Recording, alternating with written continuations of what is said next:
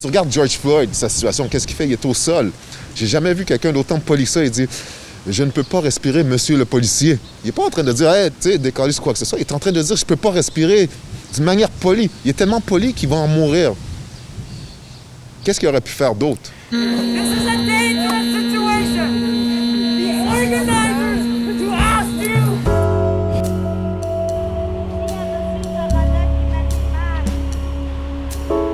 Je ne sais pas qu'est-ce qui fait en sorte qu'il y a des éveils. On l'a vu avec Michael Brown.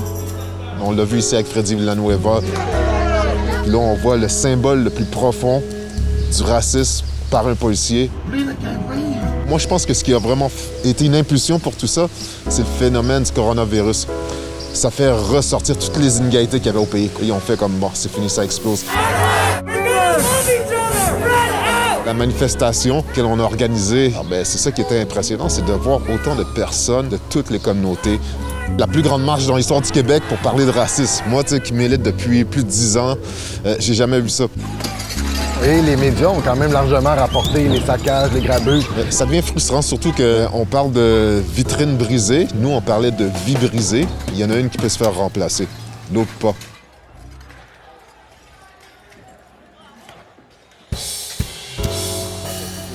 Oui, il y a du racisme aux États-Unis, mais il y a aussi du racisme ici au Canada.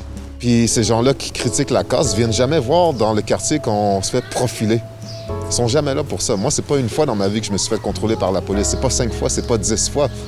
C'est plus de 40 fois. Prenez votre temps de calmer la situation au lieu de la faire exacerber, mais les policiers sont plus patients aujourd'hui. On dirait qu'on est dans une mentalité de Toyota où est-ce qu'on doit produire absolument puis qu'on doit arrêter.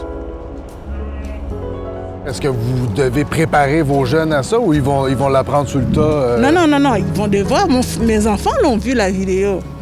C'est plate à dire. C'est pas des choses qu'ils devraient voir, mais c'est ça leur réalité. Il faut bien qu'ils la voient. Éventuellement, tu vas devoir leur dire il faut que tu sois plus poli. Souvent, les gens disent « Ah, ils ont juste à écouter. » Il va falloir que tu te retiennes. La première fois, la deuxième fois, la troisième fois, ils sont toujours en train d'écouter. Mais quand ça t'arrive continuellement, puis ils pètent sa coche, je pense qu'il a un peu raison. C'est pas la réalité de tous les mamans du Québec? Non. Stop. La violence, là, on veut pas ça. On veut pas ça. Pendant ce temps-là, nous, ça fait des années qu'on s'organise. On a des actions qui sont phénoménales ici. On essaie de changer un système de justice alternative pour Montréal-Nord, mais pour l'ensemble du Québec aussi. Personne n'en parle. Comment on peut faire en sorte que les Noirs se fassent moins arrêter par la police puis qu'on les réinsère d'une manière juste dans la société. Et des affaires magnifiques dans nos communautés, tu sais. Pour ensemble, lutter contre la corruption. Je vais vous montrer comment mettre un masque. Le racisme, là, c'est l'État et pas personne qui va enlever ça dans la tête de quelqu'un. La grande majorité des Québécois sont pas racistes. C'est dans ce sens-là que je dis, il n'y a pas un système. Si c'est pas compris maintenant par nos institutions, puis s'ils mettent pas d'autres actions pour essayer d'empêcher cette violence-là que des communautés subissent, il faut s'attendre à ce que ça brûle.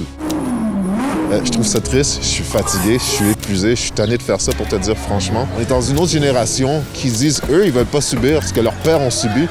Je vais pas leur taper dessus s'ils sont moins tolérants parce que je trouve qu'on a été très gentils dans tout ce qu'on a fait pour la situation qu'on endure encore aujourd'hui, malheureusement.